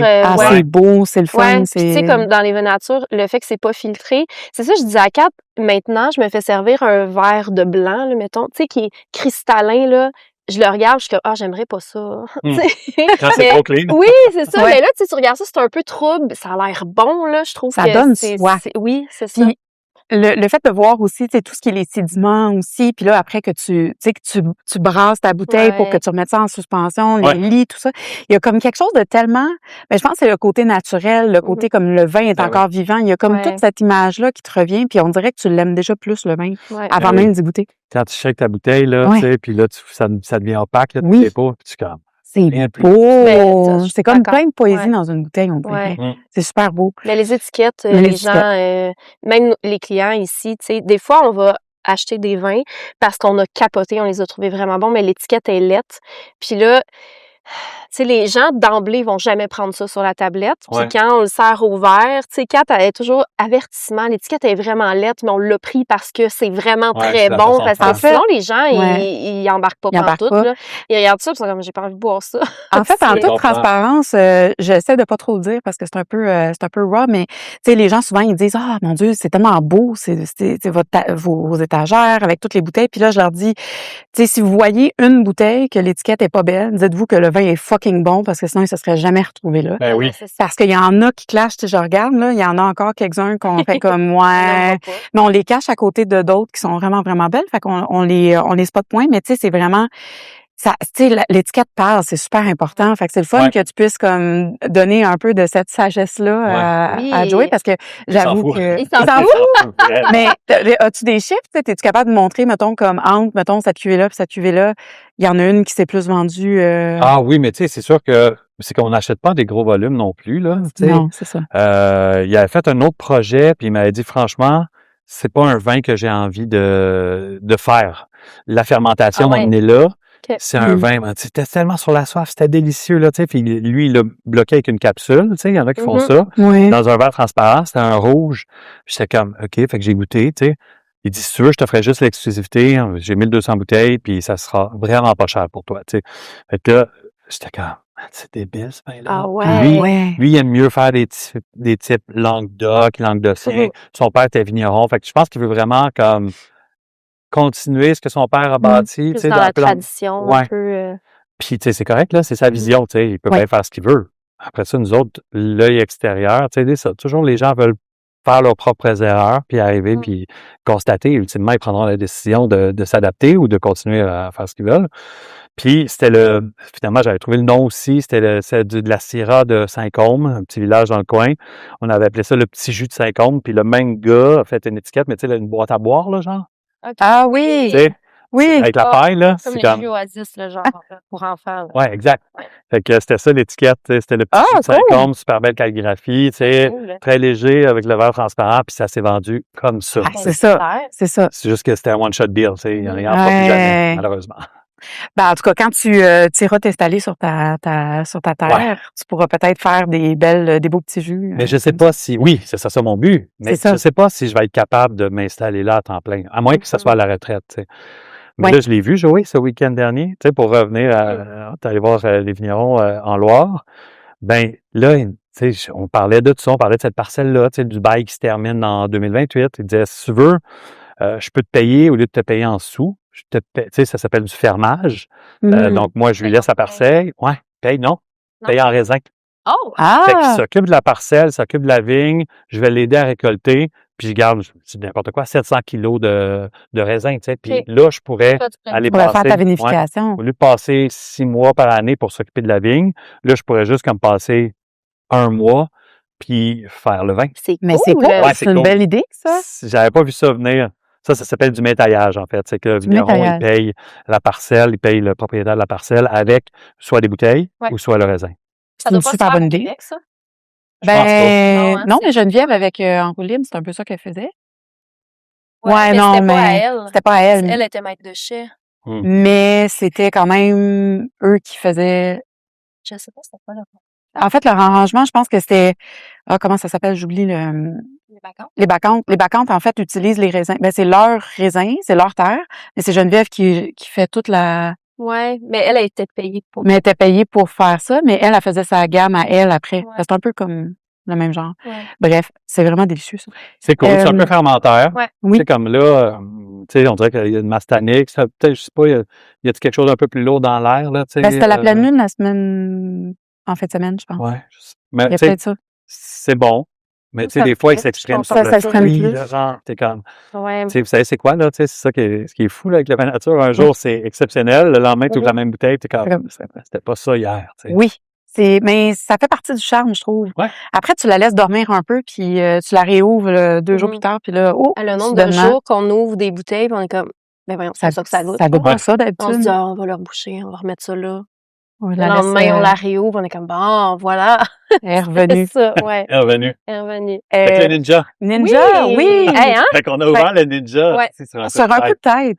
Puis, c'est ça, là, on a plein de vins. On a un gars qui travaille 3 jours semaine avec nous. Il est super fin. On a fait quelques groupes privés, là, tu sais, accueillir du monde, faire un petit menu. On en a un demain, tu sais. On fait ça au fur et à mesure. On dirait qu'on n'est pas encore prêt à se l'approprier, là, tu sais. Officiellement. Exact. Est-ce que vous savez ce que vous voulez faire avec ça? Un genre de cave à manger, en fait. Là, cave à manger. Reprendre un peu le concept du QSEC. Le QSEC, il y avait un cuisinier qui était sur place. C'est ça, il y avait un cuisinier. Hein? Comment ça fonctionnait? Parce que c'est tout petit, cette cuisine-là. Oui. C'était le gars, il faisait des miracles avec un petit espace. Mais en même temps, c'était assez bien fait, là, tu sais. C'était fonctionnel. OK.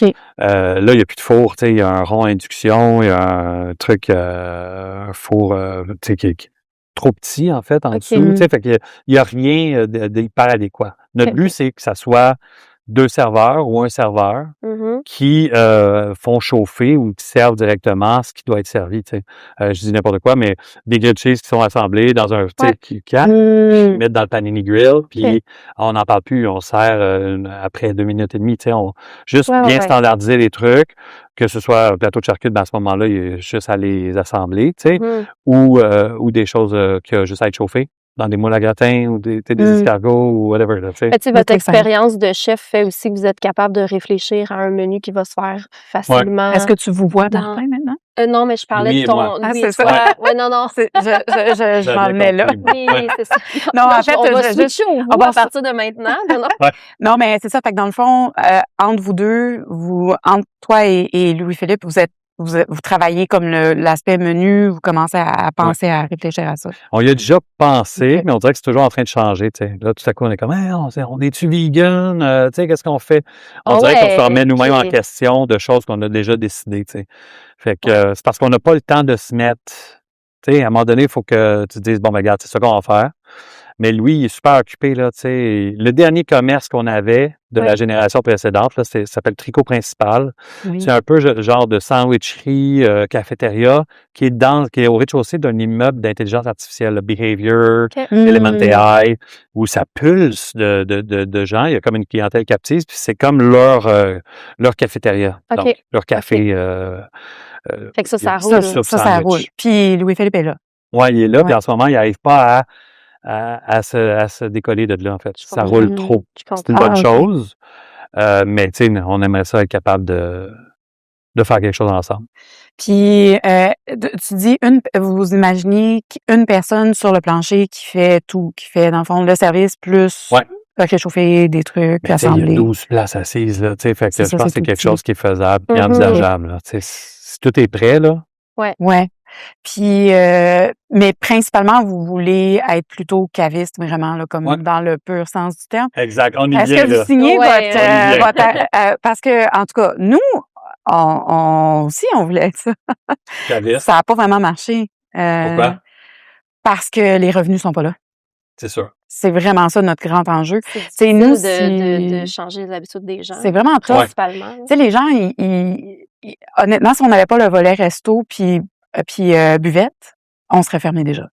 On n'aurait jamais pu soutenir parce que en fait, on réalise vraiment que les gens, c'est tellement imprégné la SAQ, c'est vraiment l'instinct principal, c'est j'ai besoin de vin, je m'en vais à la SAQ. Puis là, avec tout ce qui arrive aussi, avec la livraison Uber Eats, puis tout ça là qu'on en parle. Bon, tu sais, c'est tellement facile de d'acheter ton vin à la SAQ que puis tu penses pas à aller chez un caviste. Non. C'est pas encore ça. Puis même c'est des clients nous qui viennent tout le temps prendre un verre puis que souvent ils achètent une bouteille en partant, on dirait qu'ils pensent pas à nous. Ils se disent je vais aller acheter mon vin SAQ, tu sais, puis ils oublient.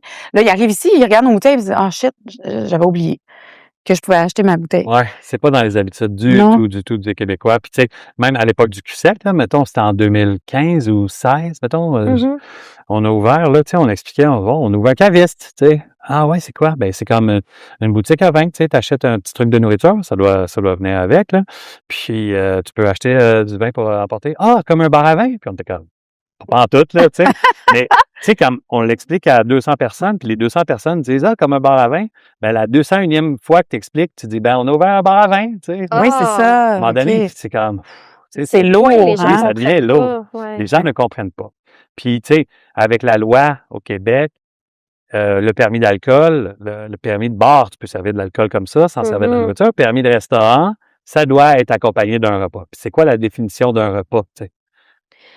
C'est moi, lourd. ma blonde, qui mesure 5 pieds 1, ça, je suis généreux quand je dis 5 pieds 1, puis moi, 6 pieds 3, et quelques livres en plus, là, genre. C'est pas le même repas. C'est pas la même définition. Chose. C'est ça. Donc, comment on peut s'entendre sur la définition d'un repas? Tu sais, fait que je pense que ça s'est assoupli justement pendant la pandémie, fort heureusement. Là. Mais donc là, il y a une possibilité de vendre des plus petits trucs, mais il faut que ça soit transformé sur place. Puis, c'est ça la loi. Si tu veux acheter du vin pour emporter, il n'y a pas de limite. Tu sais, rendu là, tu peux en acheter 60. Mais il faut qu'il y ait un truc de nourriture sur la facture.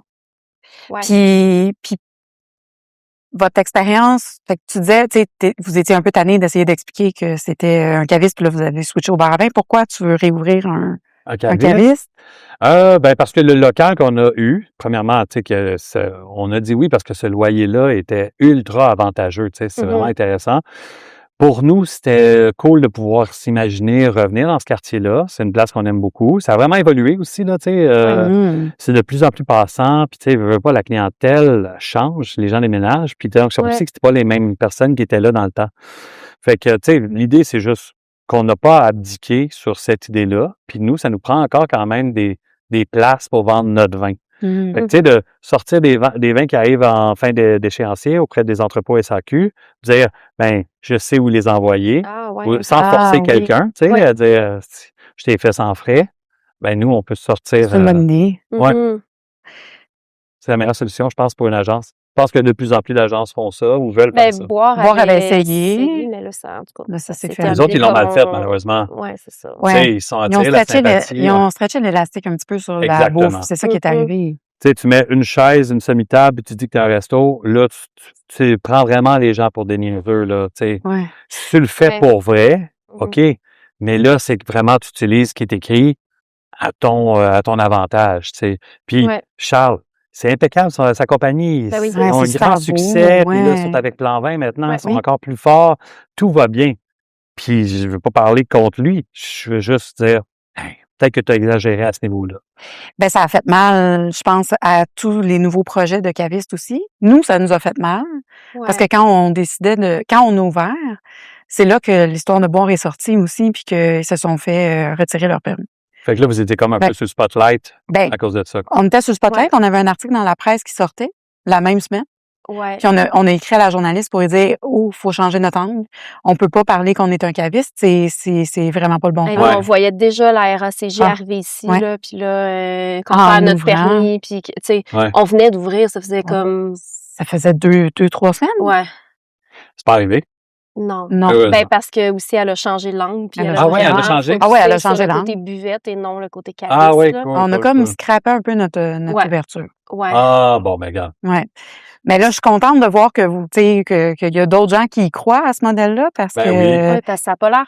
C'est pas facile. C'est pas facile, là. Vinorama. Tu sais, vous reprenez la place quand même d'un caviste aussi qui avait justement quasiment 5 ans d'existence. Tu sais, quand tu recules, là, il y a Ninja depuis décembre 2025. Avant ça, il y a eu un 4 ans, presque 5 ans de Vinorama. Avant ça, il y a eu un 5, presque 6 ans de QSEC. Mais avant ça, c'était la QV. C'est l'agence d'importation de la QV, qui est super gros. Cyril, il a un beau succès lui aussi. Mais c'était ses premiers bureaux, en fait, là. Pour vrai? Ouais. Fait que ça a toujours eu une connotation. Ça a toujours été le vin. De vin dans cette fait que ça fait au moins plus que 15 ans que c'est comme juste du vin qu'il y a dans ce local-là. OK. C'est cool. Puis à date, êtes-vous content de la réponse des gens depuis l'ouverture? Oui. Tu sais, mettons, je passe des affaires sur mes réseaux sociaux, mais tu sais, on n'insiste pas. Tu sais, je veux dire, si veux pas, j'ai quand même un beau reach, là. Ça, c'est le fun, là, tu sais. Fait que t'arrives. Mais t'as cet avantage-là aussi, là. C'est vraiment un avantage. Oui, mais tu l'as travaillé fort, là, d'avoir cet avantage-là. Mais... Évidemment. Mais, tu sais, d'utiliser ça pour faire, tu sais, on n'a même pas ouvert, puis on a déjà plus que 1000 followers pour le Ninja, tu sais, c'est comme, c'est fantastique, là. Juste de faire aller le trafic un peu de ce bar-là, c'est cool. Puis tu dis, vous n'êtes pas ouvert officiellement? Parce que vous avez encore des...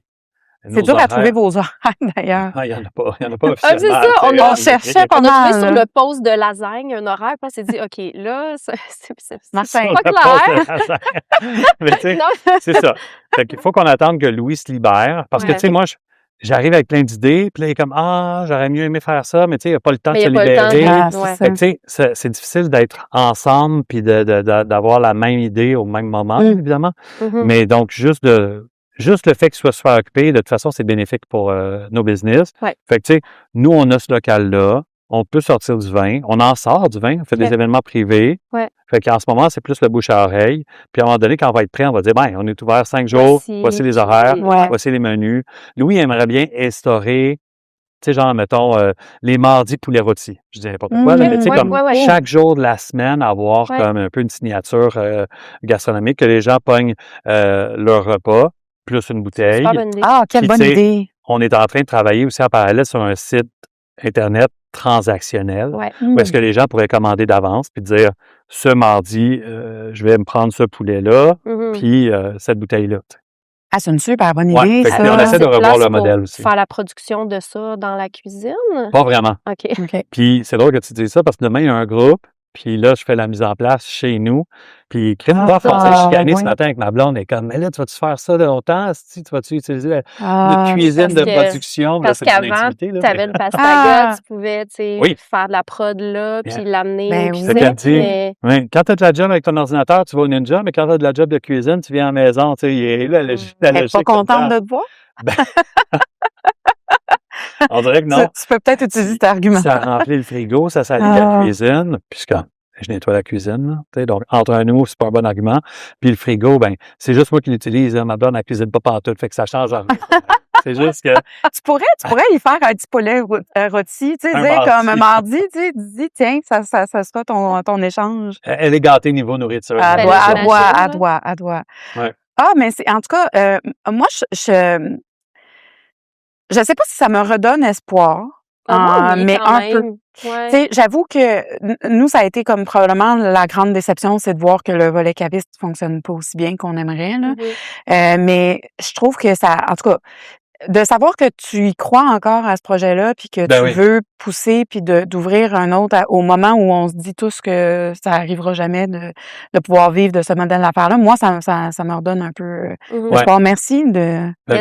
Ouais. Merci à vous. Merci de faire ça aussi ailleurs qu'à Montréal. Je trouve ça cool, moi. Je trouve ça original, tu sais. Ben oui. Parce que c'est niaiseux, là, puis c'est un gros préjugé, mais c'est sûr que les gros trends, ils arrivent dans les grands centres urbains en premier, puis après ça, ils finissent par s'exiler légèrement. Fait que, tu sais, d'être ici, à Saint-Lambert, tu t'y attends pas. Il y a Saucette, d'ailleurs, je vous l'ai dit, le nom est magnifique, là, tu sais, ça marche au bout, la place est formidable, tu sais. Puis le côté caviste, il va venir avec les clients qui vont s'en souvenir. Tu disais, ils ont oublié, mais juste écrire quelque part, tu sais, vous pouvez partir avec une bouteille, tu sais. Ben Je suis sûr que vos marges sont plus petites qu'un restaurant. Ah oui, ils sont pas, on prend pas une marge, on fait pas x2. C'est ça l'avantage, tu sais. Ben oui. Ouais. Ben, ça reste plus dispendieux quand même pour les gens souvent que d'aller à la SAQ. Mais en même temps, oui. Moi, je pense que nos clients qui viennent, tu sais, on dit ça marche pas super bien, mais en même temps, nos clients qui viennent sur le côté caviste, quand ils rentrent, on est tellement contente là, de les voir. Puis, tu sais, ils repartent avec des bouteilles, puis ils ont plein d'amour, là, tu sais, ils ont hâte, puis ils viennent nous voir quand ils ont des occasions spéciales, tu sais, ils nous expliquent qu'est-ce qu'ils s'en vont faire, puis avec qui, puis pourquoi ils achètent ça. Puis, mais c'est fabuleux. Ça, c'est merveilleux, là. Nous, je pense que la petite réussite qu'on peut se dire qu'on a, c'est maintenant les samedis. On est ouvert uniquement en mode caviste. Puis, tu sais, il y a des gens qui viennent prendre un petit verre, mais la majorité des gens viennent acheter des bouteilles. Puis, nos samedis sont devenus parfois plus lucratifs que nos mercredis soirs. Cool. Fait que ça, j'avoue que ça nous donne un petit boost. Mais, tu sais, on avait parlé avec Véronique Rivet aussi. On avait rencontré Véronique puis Roxane de La Petite Soif. Puis on avait parlé, possiblement de faire un genre de regroupement de cavistes. Peut-être que on pourrait avec Yann puis Vincent avec Yann aussi. Mais finalement, en tout cas, on s'en reparlera, mais peut-être que tu sais d'unir nos forces pourrait, en tout cas ça redonne un petit vent aussi d'espoir parce que avec Véronique puis Roxane, c'était aussi un peu complexe comme réalité là. Fait qu'en tout cas, on pourra peut-être le regroupement, c'est cool. Tu sais, le regroupement, je vais retrouver le nom, mais tu sais Cavis, c'est un C, regroupement, c'est RACJ, moyen de jouer. J'aime ça! Il y a quelque chose. On en reparlera. Il y a quelque chose. Il y a de quoi. Mais en tout cas, on a hâte de voir qu'est-ce qui va arriver de votre suite. J'ai essayé de venir pendant nos vacances de Noël, mais vous étiez pas ouverts. Ah non? Mais je passais de vacances. Malgré le poste des lasagnes. Malgré le poste des lasagnes, on avait pas réussi. Ça avait tellement l'air bon. Ça avait l'air tellement bon. Écoute, ils sont bonnes. Mais on va essayer de repasser. C'est quoi vos horaires que vous visez, les jours d'ouverture? Notre but, c'est de faire mardi au samedi. Genre, mettons 15 à 19 pour le début de la semaine, mais après ça, nous autres, on a envie de passer en mode buvette également, là, d'avoir une petite terrasse sur Beaubien, c'est vraiment cool. Ce coin-là, en plus, là, cette petite stretch-là, entre Saint-Dominique puis Saint-Laurent, elle est le fun, surtout l'été, la grande terrasse de Moustache, la petite, t'appelles ça un placotoir, en fait, là, une petite terrasse. Un placotoir? C'est beau comme nom.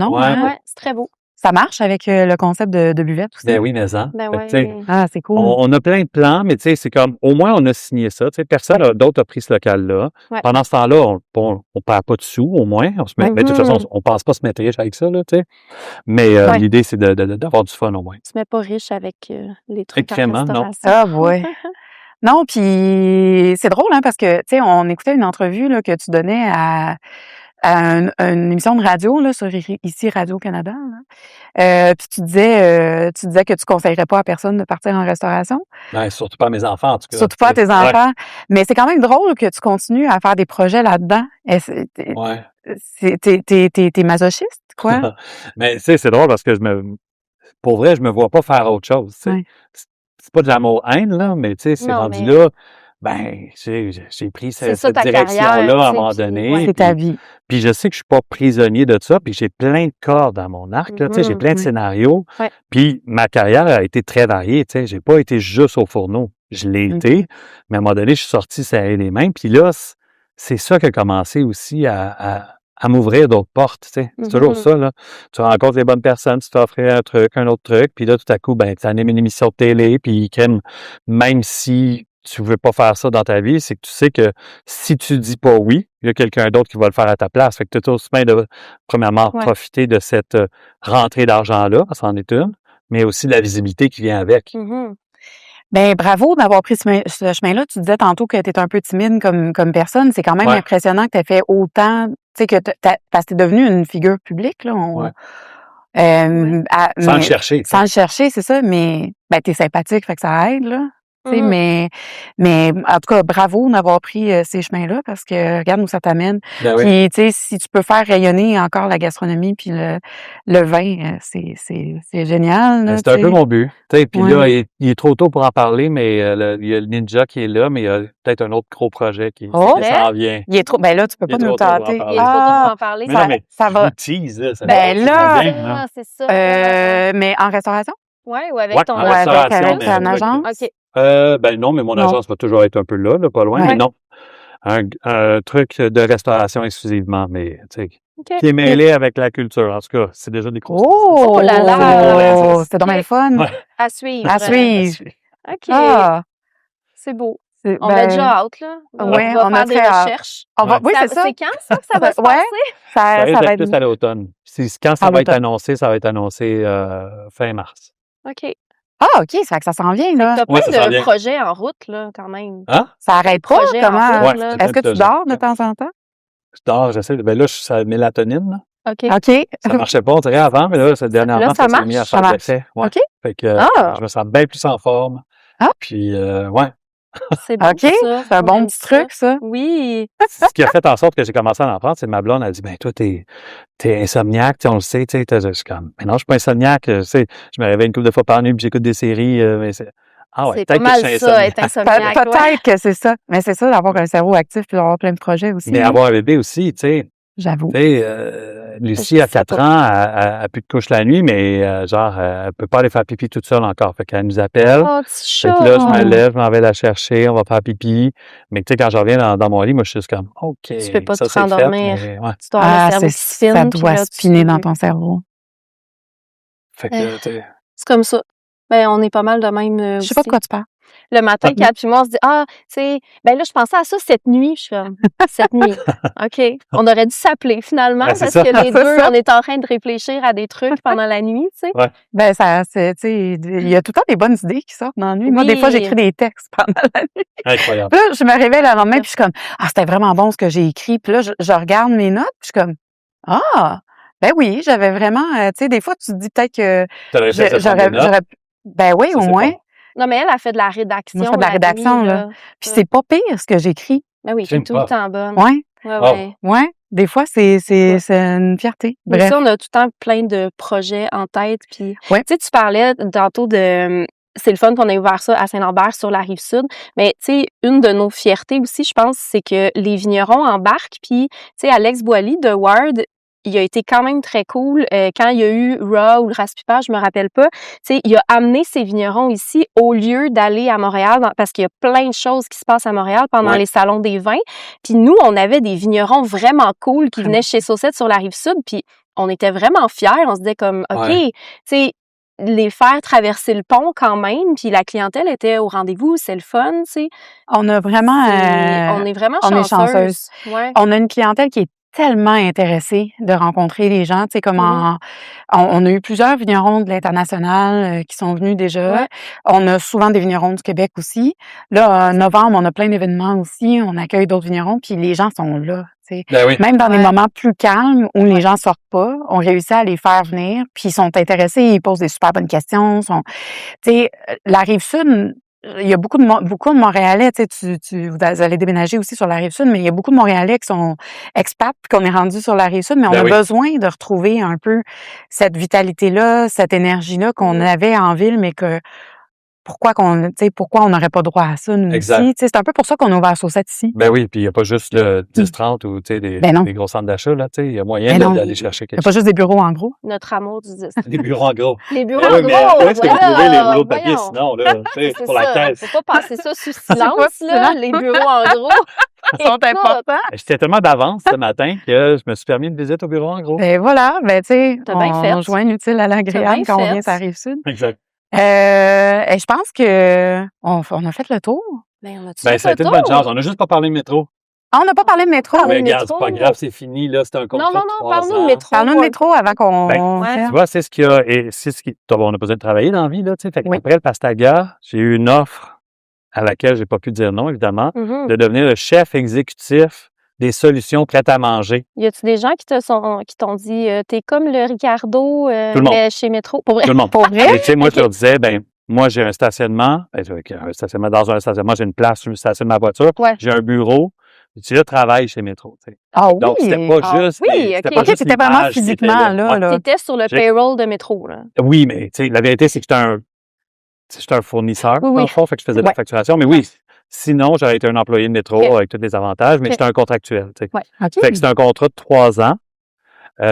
Puis on a fait ces 3 ans-là, on a fait plein d'affaires. Tu sais, à chaque fois qu'il y a des menus spéciaux, tu sais, c'est un gros chunk de leur chiffre d'affaires, de leur profit. Le prêt à manger. Le prêt à manger. Ah ouais. Pas ça, Moi non plus, je savais pas. Puis je me disais, hey, je viens de la restauration, c'est de l'épicerie, c'est de l'alimentation. C'est logique.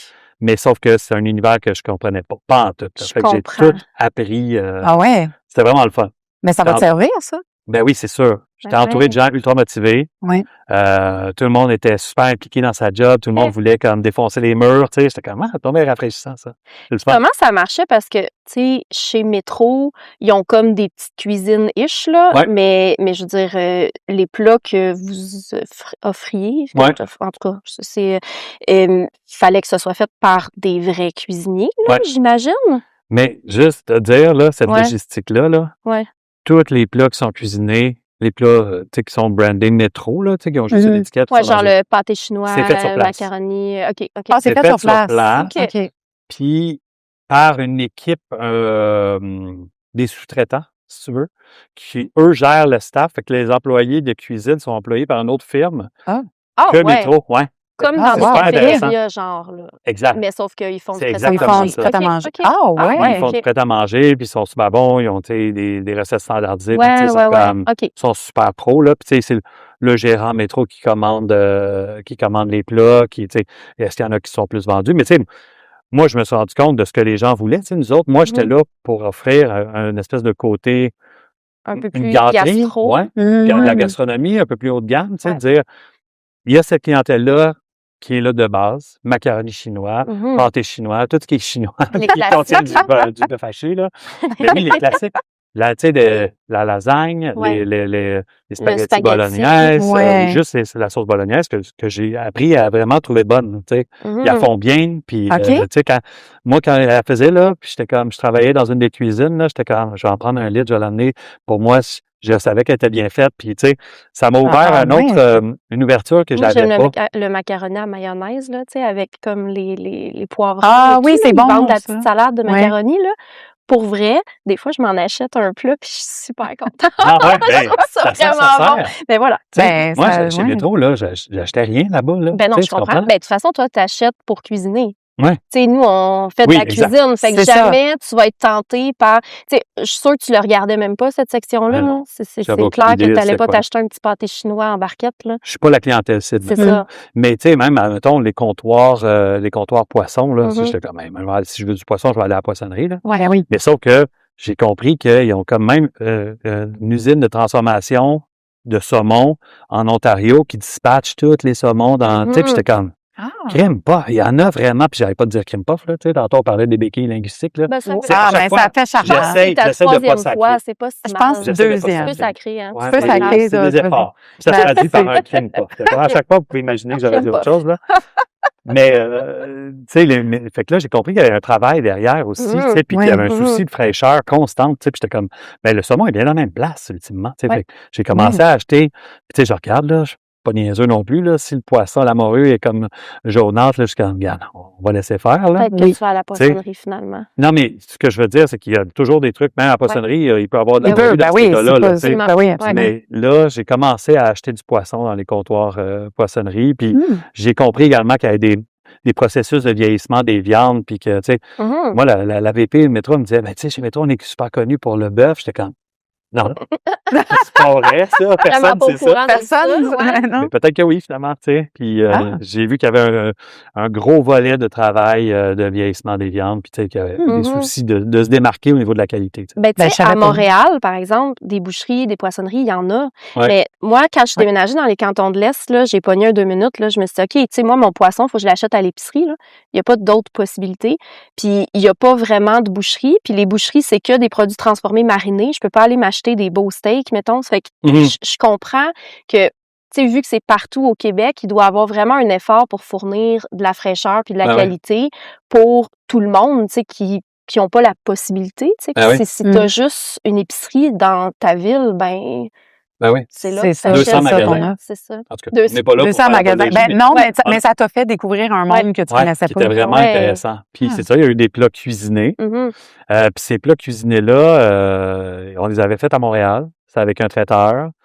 C'était pas sous vide, c'était comme dans des barquettes avec atmosphère modifiée, là, tu sais, fait qu'il y avait une plus longue durée de vie. Mais c'est ça. On s'est rendu compte que les gens, quand ils achetaient leur prêt-à-manger, c'était dans un souci plus alimentaire qu'une gâterie. Puis quand ils avaient envie quand ils allaient faire leurs courses, c'était comme pour subvenir à leurs besoins immédiats. Puis s'il y avait le potentiel de se gâter, ben ça serait du restaurant ou en commande ou sur place. Tu sais. Fait que c'est un peu ça que tu sais, ils ont essayé. C'est ça que je trouve cool. Tu sais. Ils ont dit, regarde, on va voir qu'est-ce que ça va donner. Puis c'est ça nous a permis de faire plein de capsules aussi, tu sais, autant des recettes que d'aller découvrir des fournisseurs, là, tu sais. Quand Métro dit on va aller faire une capsule à la fromagerie du presbytère, t'es comme c'est le fun. Tu sais, ben oui, c'est le fun avec Jean Morin, tu sais. Ben oui. J'ai fait du Louis d'or avec lui, tu sais. C'est vrai? Wow. On trouve où ces capsules-là? Ben, sur le web. Et ça se peut aussi qu'il n'ait même pas été diffusé dans le fond, tu sais. Des fois, c'était comme des projets marketing qui étaient approuvés, puis tu sais. C'est que des fois, ils partageaient des capsules sur YouTube, des fois juste sur Instagram, des fois juste sur Facebook. Fait que, tu sais, je suis comme, j'arrive pas à comprendre comment vous travaillez, guys. Peut-être que vous êtes trop gros pour que moi, je puisse comprendre. OK. Fait ils sont super fins, cela dit. Oui, mais ils ont comme nos amis de la SAQ. Comme nos amis. On n'a pas parlé de nos bons amis. Comment ça... On dirait que j'osais pas remettre ça sur la table. Ben non, on va en parler. On va en parler. Comment tu vis ça, ces deux réalités-là, restaurateur et aussi comme agence d'importation, de travailler avec la SAQ? Oui. Ben, c'est ça. La SAQ, c'est un passage obligé, pas mal nécessaire. Tu sais. La SAQ ouvre des portes qui peut-être n'auraient jamais été ouvertes, mais je pense qu'ils ont trop ouvert de portes. À un moment donné, la SAQ a tellement accepté de nouvelles jeunes agences que je pense qu'ils ont saturé le marché. Au lieu de dire, tu sais, il y a un nombre X, comme un permis d'alcool, là. Tu peux pas ouvrir tant que tu veux, surtout les permis de bar, là, mais tu sais, il y a un nombre limite de permis d'alcool que tu peux avoir.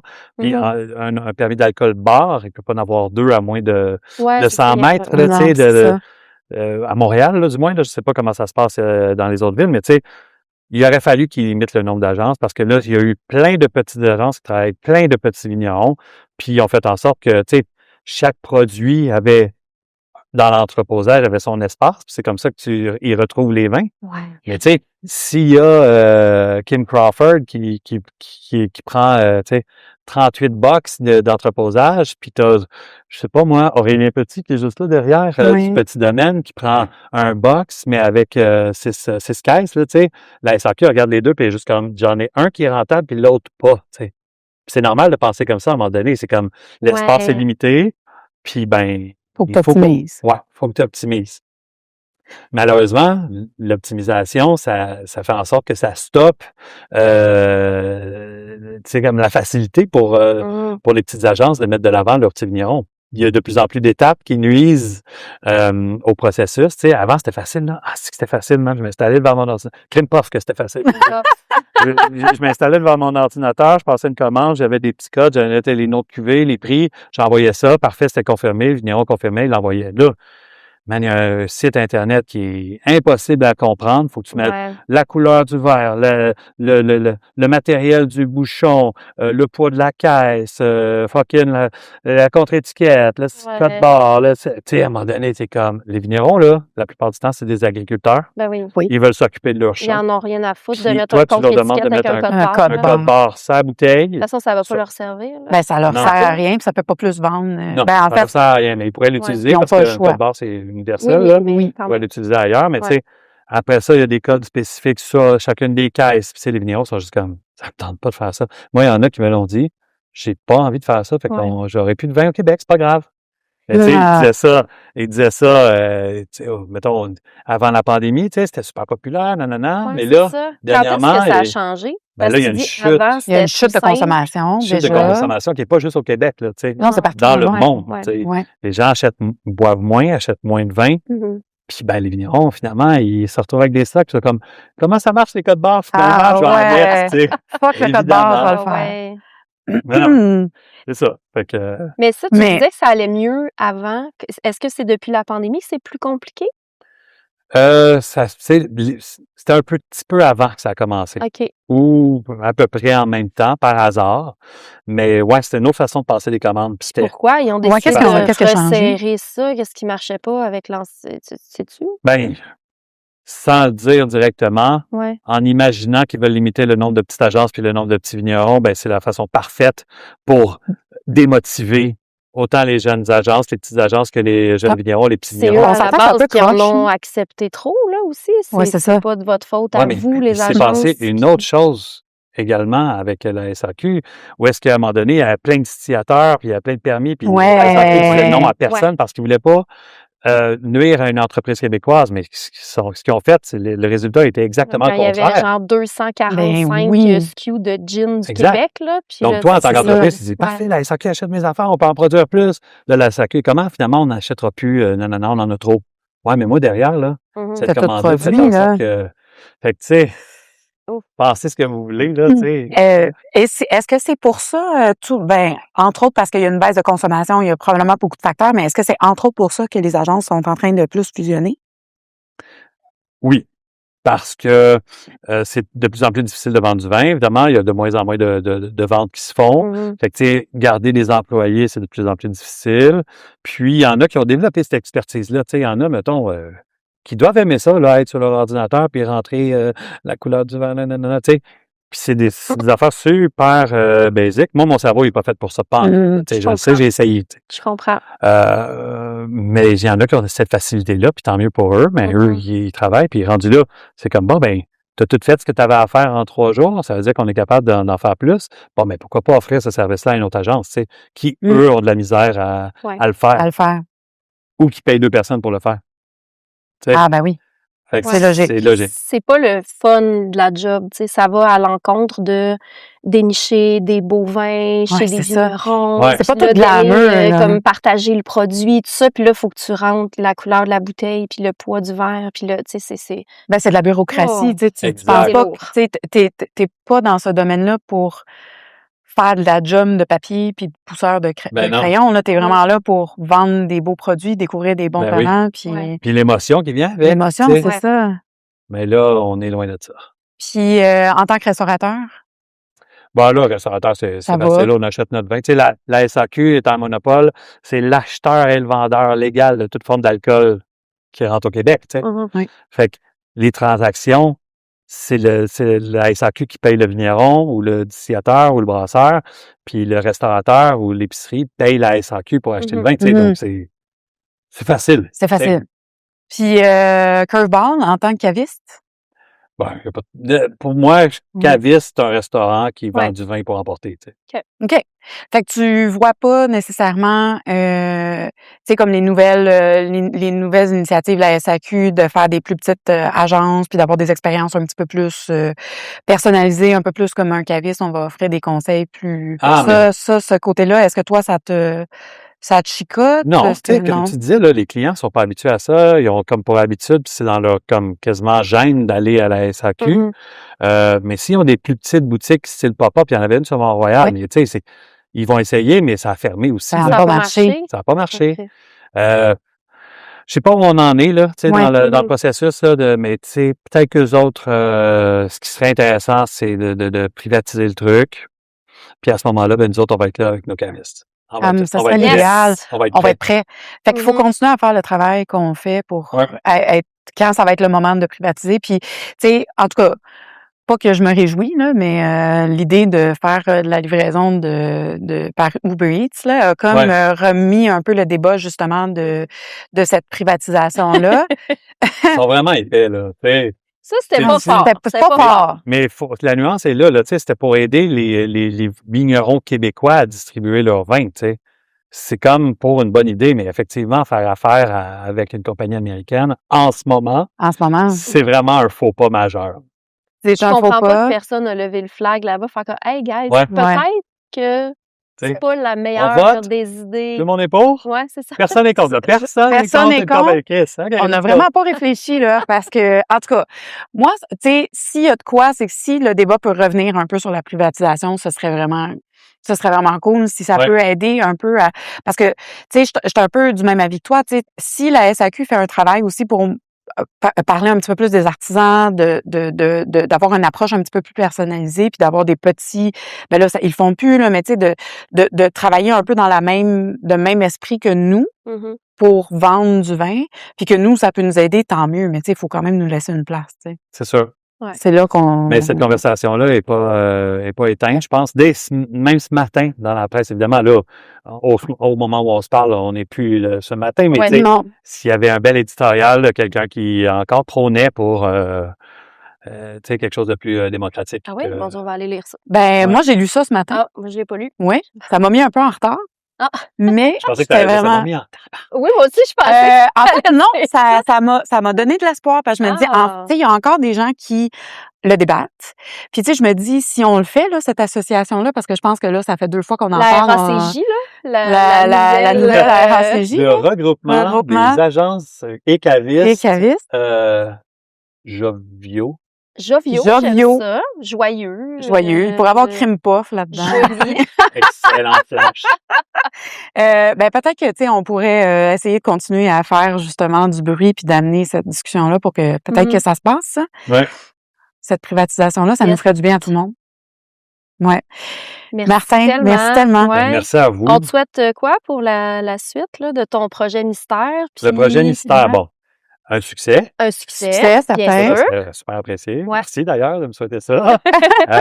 Puis tu sais, c'est ça, encore du temps libre avec ma famille, je pense. Oui. Ouais. Un équilibre. C'est beau ça. Je souhaite la même chose. Ça. Merci. On travaille fort. Nous autres aussi, ça. On travaille fort là-dessus. Ouais. Yes. Projet aussi à venir. Santé. Santé. Santé. Merci beaucoup. Yay.